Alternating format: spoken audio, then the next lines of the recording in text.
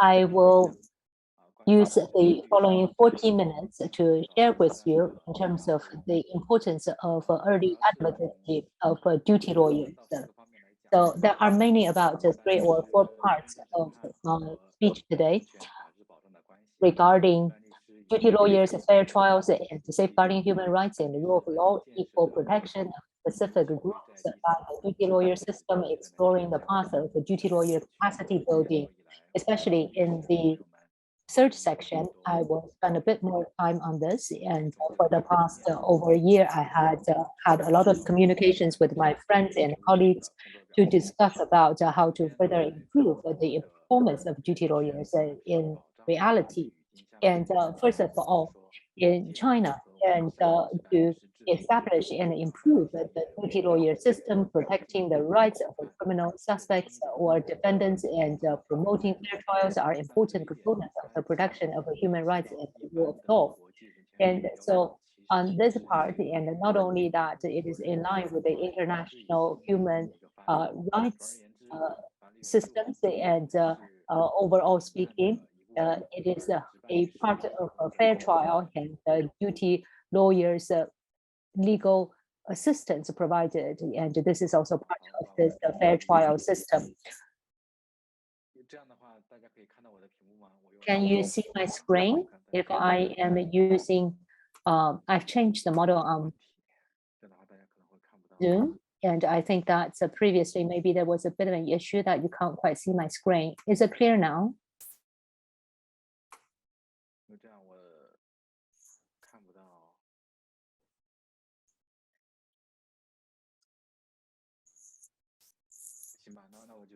Okay, I think that I'll continue.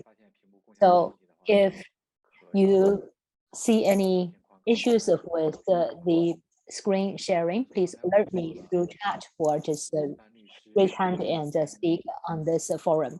So as I was saying, for duty lawyers and in China, and promoting human rights and fair trial, so all of these are very important, and in addition, it is very closely related to the development, and starting from 1997, and when China first amended the criminal procedures, and all of this was to really further enhance the role that lawyers play for suspects.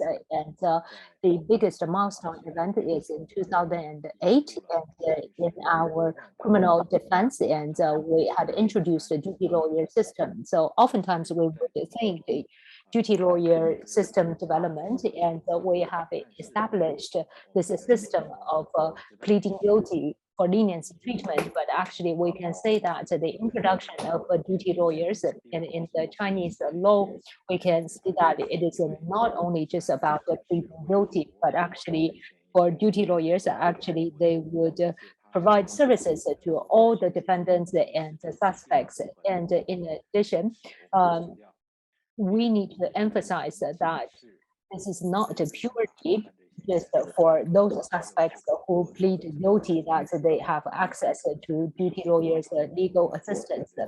All the suspects, especially for all those who are detained by the police as such, and they all have the rights and access, they have the rights to access to duty lawyer assistance. And the duty lawyers are different from defending lawyers, and they have this unique position. It's because in terms of their work content is slightly different from suspects or from the lawyers entrusted by the suspect or their family members. And the biggest difference is that they are providing legal services to the suspects who do not yet have any lawyers instructed by them.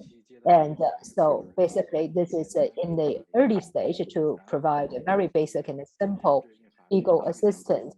And in addition, for these defendants who have pleaded guilty, and to provide legal services. And thirdly, for some of the suspects who do not yet have a lawyer, after meeting with a duty lawyer, it is possible that they would be able to help the suspect to secure an official defense lawyer. So very quickly to summarize this, in 2018, and the Chinese criminal defense law and to have introduced the duty lawyer, and from the perspective of fair trial, and this was really to provide timely legal assistance and services to the suspects, and this is about effective legal protections as well as in terms of protection of the rights. So this is also an area that we focus on, and this is the meaning of that. And in 2002, China also promulgated another new law, and this is called Legal Assistance Act. And in this, compared with the 2018 amendment, it has further spelled out the details of a duty lawyer system. And in Article 30, it has said specifically for duty lawyers that they would need to provide legal consultation and support to suspects who do not yet have a defending lawyer. And all of this, the content, actually, we can go back to what we were saying previously. And for those suspects, and if they do not have a lawyer, whether they have a leniency, whether they have committed a light crime or a serious crime, and they are entitled to the access and the services of duty lawyers. So here we can see we also need to resolve the last mile issue in legal assistance. And some of the suspects, they can't afford a lawyer, but they would like to have one. In addition, they are not the category of suspects that you have to appoint a lawyer to them. So what do? Through consultation with duty lawyers, they would be able to apply for a legal aid lawyer, and through the duty lawyer system. And generally speaking, for these defendants, and we can see that it is very likely that some of the duty lawyers, they might end up becoming the defense lawyers for some of the suspects who can't afford a lawyer.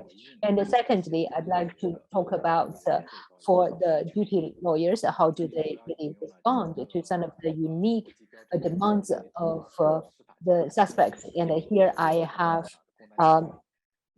sorry, Ms. Ding, for interrupting. The PowerPoint doesn't seem to be moving with your speech. We're on the third slide now still. Yeah, that's the problem. If I play the, if we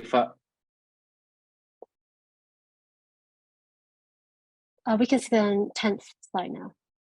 如果我用全部的屏幕播放的话，因为我这是一个 MacBook， 所以我用 If I'm using the whole screen, and because I'm on a MacBook, and I think I would not be able to turn the slide, and if I put on the full screen, I think, you can see the full screen, but I'm not able to control the slides. Anyway, I can't use the slideshow method, and I'll just use it this way. So just now we had talked about, for instance, the Article 30 of legal aid law and some of the functions. And now let's take a look at some of the latest standard in China, including the standard in the United Nations principles and guideline on access to legal aid in criminal justice system, specifically states the need to implement women's rights to legal aid. So in terms of here, and we have two legal documents, and on elimination of the discrimination against women, as well as for the people who suffer from disabilities. And you can see these two very important principles and guidelines. If you are interested in this, go on to the website to learn more about this. And for the Chinese government has ratified the Convention of the Elimination of all forms of discrimination against women. the Convention on Rights of the Child and the Convention of the Rights of Persons with Disabilities.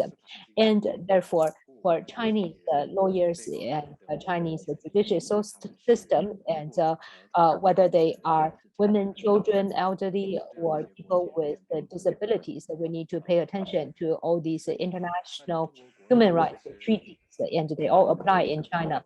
In China, actually, we have a very important document, and in this document, actually, it also needs to respond to the equal protection to specific groups such as women, children, and people with disabilities.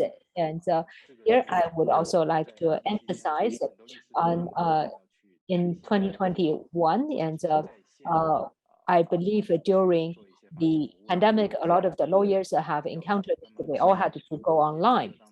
So in terms of these rules, and we can see that there is one rule which is for the convenience of the citizens, and which is to support the people with the disabilities to enjoy all their benefits and rights. And in March 2002, you can see that there was another new document, and if the duty lawyer has discovered that your suspect has some form of a disability, whether physically or mentally, and you will need to pay extra attention to these two opinion papers. And just to come back to the Legal Aid Act, and in Article 45, it has also said that legal aid institutions provide legal aid services to the elderly or persons with disabilities. They shall provide barrier-free facilities, equipment, and services based on actual conditions. So here you can see that if whether they are elderly or people with disabilities or women, they need to have access and to barrier-free facilities, equipment, etc. And we need to make sure that such support is provided to them.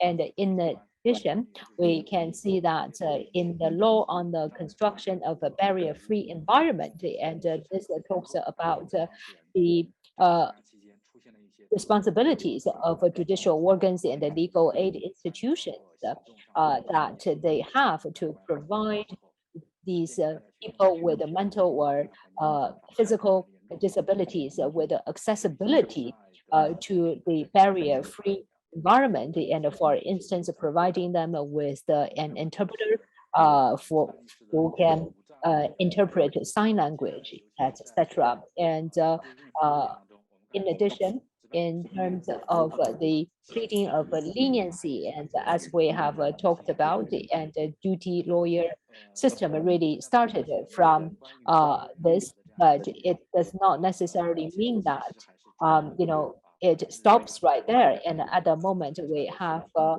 the most number of documents on the law of pleading guilty and in return for leniency treatment. And during this process for duty lawyers, how do we make sure that they can protect the extremely vulnerable groups? And for instance, we have a provision on simultaneous audio and video recordings of hearing opinions of the plea cases handled by people's procuratorate. And that is to say that it is likely that we will have a video and audio recording of the tri-party meeting. And this is because, for instance, for a certain party who is blind and not able to read, and therefore there will be a person who can read out the document to him or her. And in addition, for the blind client, and perhaps they can give consent orally, and finally by pressing their fingerprint on it. And so this could also be considered as a valid. So if some of the institutions or prosecutors and believe that, for instance, this person is blind and deaf, and how do you make sure that they have given their consent, or how do you make sure that they have actually admitted to the crime that they have committed? So videoing and recording and audio recording, this is a great way to make sure that there is evidence. So those are also areas that we had talked about. For instance, if people who are blind or who are deaf, maybe they do not need to sign certain papers, but in terms of the sentences given out to them. And in Article 8 also provides that the review of a discretionary sentencing circumstances shall take into account factors such as the criminal suspect, the family status, upbringing, mental health, and personal character.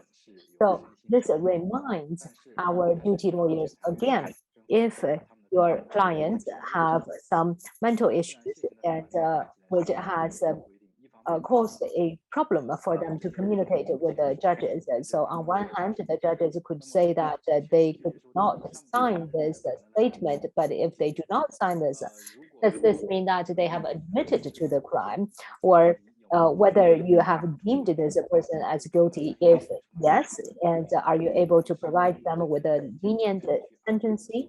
And for the duty lawyer, when they argue with the prosecutors, they would need to try their best to have access to barrier-free environment and to truly understand what the client is saying, or whether suspect is saying or thinking, and whether he or she does actually admit to the crime committed, that is he or she is accused of. And we still have about 20 minutes remaining. So this is the most important part of the day. And this is talking about specific skills. And when I speak with the duty lawyer colleagues, and we have discovered that some of the work is very regular, and we have two parts of this. And for instance, what are the services that are most likely to be provided, and what do we need to pay attention to? Second, for duty lawyers, and when they meet with the clients, and what are some of the legal questions and procedural questions that they are most likely to ask and answer. So those are the focusing parts. And first of all, for duty lawyers, you will need to bring relevant certificates or documents, and this is very helpful for duty lawyers to build trust with the client. In the second, duty lawyers need to realize the difference between online meeting and in-person meeting because of the pandemic. And I think that even till today, a lot of these meetings could not take place offline, and you still have to meet your clients online. And in those cases, for the duty lawyers, they need to realize that if it is an online meeting, it is very likely that will be recorded. So for the duty lawyer, they would need to say, for instance, you can see the picture, but you cannot listen in to the meeting. So this again is based on our offline meetings, and you can see the people who are having a meeting, but you cannot listen to what they are saying. And in addition, if you are signing any statements, etc., and it is possible that the whole process will be recorded if you are actually signing a statement, and because the prosecutor will also be there, and during this process, that is possible that will be recorded, not only just the actions, but also the audio. In terms of online meetings, there will be some shortcomings. For instance, if this is a online meeting, for instance, on the other side of the people that you are seeing online, and perhaps there is a police in presence with your suspect, and but you cannot see that person from the camera, and so that is a likely issue. And second, meeting online, obviously sometimes we would have connection issues, and in addition, for online meetings for duty lawyers, it is very difficult for you to see their facial expressions. And sometimes we also have some lawyers saying that, for instance, that they go to the they would go to the prosecutor's place and to meet with the lawyers, and in those cases, and for the suspects, and they would see that this meeting is in the public prosecutor's office, and they would feel that the person in uniform is from the public prosecutor's office, and they can tell, who is the prosecutor, and the person in suit is their lawyer. But if it is simply online, and for a client or a suspect to be discussing with the two people online, and it would be very difficult for them to distinguish who is the lawyer and who is the prosecutor. So this would be difficult in terms of distinguishing who is who, and to establish trust accordingly. And in addition, if you are trying to sign any of these documents, and it would be very difficult because it is an online meeting. So therefore, for instance, in terms of all these documents, and perhaps it would need to be signed at the end of the day, and whether that there is a validity issue. So that's another separate issue we need to discuss. And according to the cases that are released in 2022, and we can see that in Zhejiang, they actually have an app, and this app is to help people with the remote cases, and for the duty lawyer as well as the suspect, they can both sign on their app.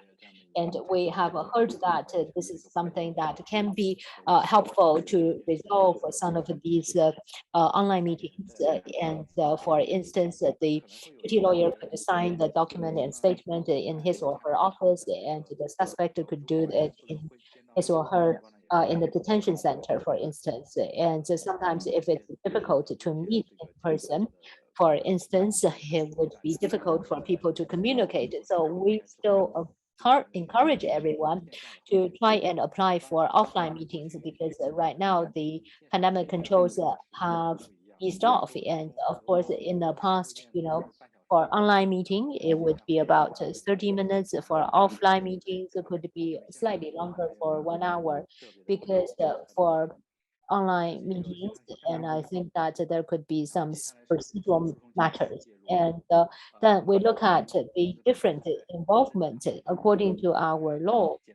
For the lawyers, and they would be able to intervene at any stage. And in addition, during the investigation stage, if the suspect has pleaded guilty, and they would have the lightest sentencing. In reality, during the investigation, there aren't a lot of duty lawyers involved, actually. And in terms of review and prosecution stage, and this is the time that when duty lawyers would get involved or intervene the most. And in addition, we can see that for the duty lawyers, you can explain to the suspect that you are going to sign the pleading guilty statement, and sometimes they may not necessarily have the opportunity to meet them individually, but we also need to emphasize that according to Article 37 for legal aid law, and it has stated that for the public institutions such as the Public Security Bureau or the prosecutor's office, they need to ensure that the duty lawyer has the convenience to access to the case file, and to read about the case. And it is likely that when the duty lawyer is asking a suspect to sign a certain statement, and they also need to meet the requirement of the law, and to discuss with the client. And because sometimes we can see that only by doing so, one would be able to provide specific help. And in terms of the trial stage, and during the trial stage, and sometimes the duty lawyer may not be able to appear in court, and they can say that, for instance, the judicial system can ask someone or allow someone to come in court. And so this situation. And then moving on, let's take a look at the work that the duty lawyers need to do. So they need to look at, for instance, in reality, we often hear that for public bureau, security bureau, and for the prosecutor's office, they would say that we have already informed the suspects about their rights. In addition, for instance, they have certain other prosecution rights, for instance, remain silent, or some of the other rights. And according to my own experience, and for those who are detained, actually, they do not know that they have any rights. And we know that these are very complicated situations. For instance, remain silent, how to hire a lawyer, and when you appear in court, and when do you speak.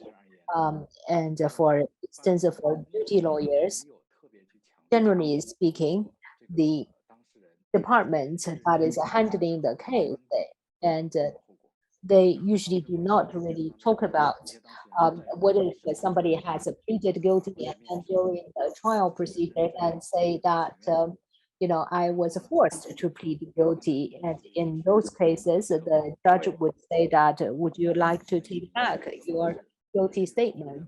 Or the client sometimes would say that I did not do this, I did not bribe this and that person, or this weapon does not belong to me. And when such contradictory statement happens, and the judge might ask, are you trying to revoke the guilty statement? And sometimes if you revoke your guilty pleading statement, and it could be even more dangerous, because that you have already had your sentencing halved, but in this case, you're likely to have it doubled. And the duty lawyer would need to double check with the client and to see whether they actually understand the ramifications of their behaviors for going back on their words. And for the suspects, and generally speaking, they will likely to have their fingerprints taken. And we can see that for this leniency pleading guilty document, and this is a document, generally speaking, represents your rights. And sometimes, this will be read out to them, but for them, sometimes they don't actually understand what this has meant. And sometimes they would have already had their fingerprint stamped on the statement without truly understanding about what they have just done. And sometimes for duty lawyers, you need to explain, I'm not a defense lawyer. For instance, I'm not going to continuously go to the court, or I'm not going to have so many meetings with the client. But for the duty lawyer, their work, important part of their work is that you need to explain to them about the relevant laws. And even if you are not providing with them with all these services and opinions, and sometimes you would really need to explain to the case handling department. And therefore, for the duty lawyer versus the defense lawyer, so this is the difference. And we have also discovered that even if sometimes for a duty lawyer, they have participated in the early advocacy, and going forward, for instance, if you have already signed a certain pleading guilty statement, later on, you had already signed this statement, but later on, if they have another lawyer, and they would still be able to argue the case for them likely. And for instance, they can change words such as or argue for words such as intentionally murdered to manslaughter. And we can see that there are differences, but also there are connections. And number 6, in terms of cases where expedited procedures apply, and such as we talked about people with disabilities, generally speaking, as well as young people, and some complicated cases, they do not use this expedited procedure. And when this does not apply, it means that they may not be able to plead guilty in exchange for leniency. My own understanding, based on my research, as well as my understanding on the national law, and even if you did not really use a defense procedure, and I think that they are saying you don't need to sign this statement and to show that you respect the client.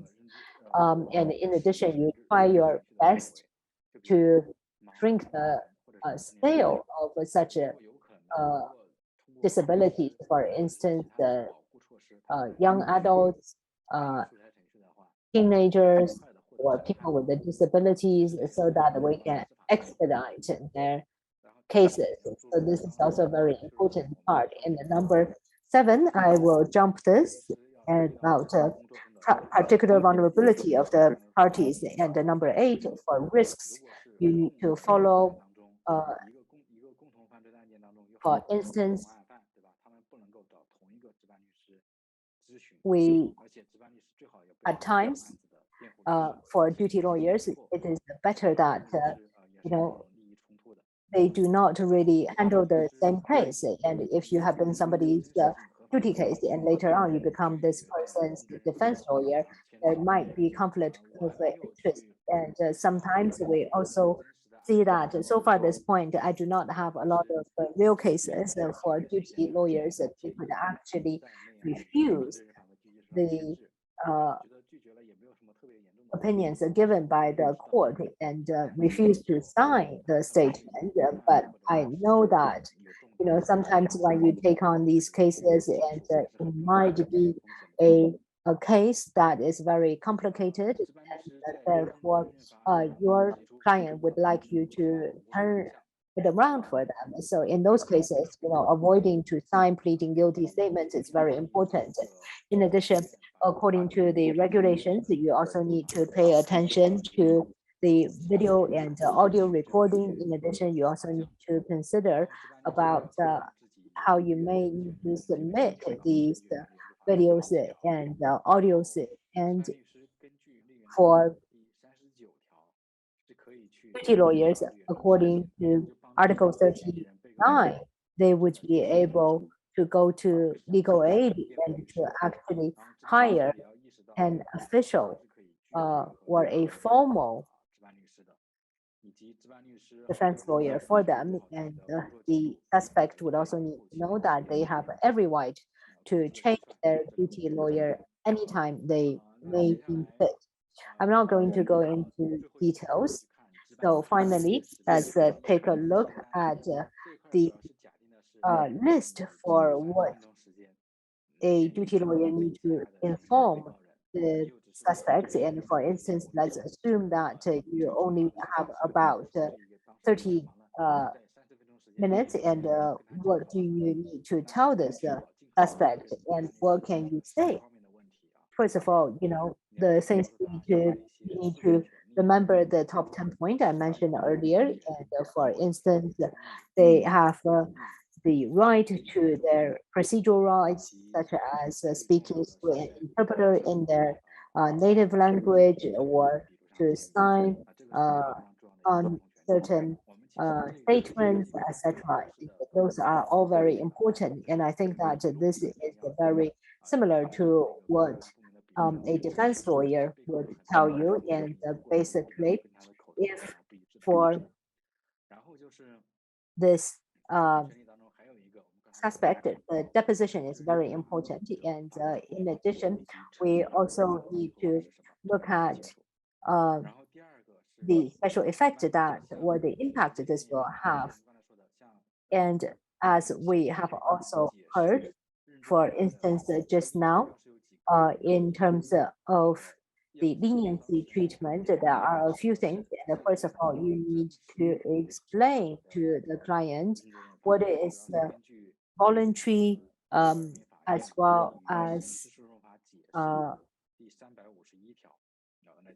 this is according to the Article 351 of the procedural criminal procedural law. And in addition, we also need to see that the earlier you plead guilty, the more lenient it is likely to be. In different provinces, they have different rules. For instance, for Hubei province, and in the investigations, if you admit to guilty, and you would be able to enjoy 20 to 30% discount or of the sentencing taken off of your final sentence. And if it is in the court trial procedure, 20%, and if it's in the final stage, then 10% reduction. So after pleading guilty, and sometimes the prosecutor's office, they might make a decision of not to pursue it. And for instance, we had a case whereby the suspect, has yelled at somebody else, and this person, in the end, this person was not was given a lighter sentence. And for instance, finally, we need to see that some of the judicial system that says that there is no repeated sentencing. And I think that for the judges, and I think that you need to list out and to make sure that whatever that can be treated leniently, and to make sure that there is leniency. And fifthly, the duty lawyer need to explain to the criminal suspect defendant the consequence of retracting his confession.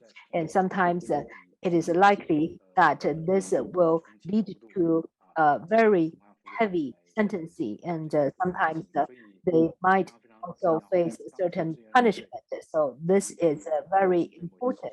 And for instance, you need to be very careful about raising your objections, and otherwise the judge might treat this as retracting your confession. And for the duty lawyers, they would need to find such cases and to understand about this and explain this to the suspect. And here we can see that, for instance, they need to know whether the criminal suspect or defendant participated in a joint crime. This is very important for a joint crime, and both people have participated. And for instance, it's possible that one person, the crime could be treated leniently.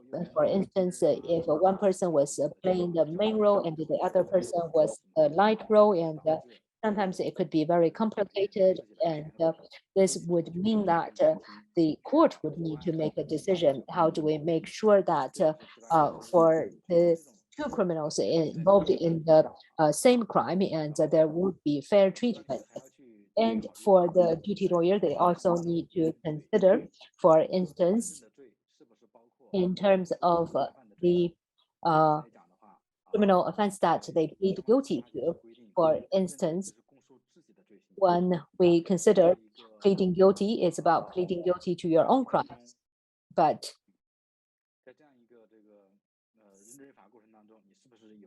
during this process, for instance, and do you have this responsibility of, for instance, you also need to tell the lawyers about your partner in crime and what the other person has done. Do you have this responsibility or obligation to do so? And in addition, duty lawyers need to understand the possibility of criminal suspects or defendants being given suspended sentences, whether they have received the forgiveness from the victim or the victim's family, etc. So those are areas that need to be considered. And duty lawyers really need to remind the criminal suspect or defendant to check the records of transcript, and the duty lawyer to explain the rules for excluding illegal evidence to criminal suspects or defendants. I think that time is up for me, but I think that I'm coming to an end of my presentation. So we also have some material that are shared on our website. If you are interested, please get in touch with us. We have some of the duty lawyers training as well as guidance, and we have publications. In addition, we also have electronic versions. So through role playing, we would be able to allow duty lawyers to very quickly grasp the previous points and how they can complete their meeting in 30 minutes and to exchange and communicate very important legal messages across to the suspect or to their clients. So that is a very important message that I would like to share with you all today. And we're now going to the QA session.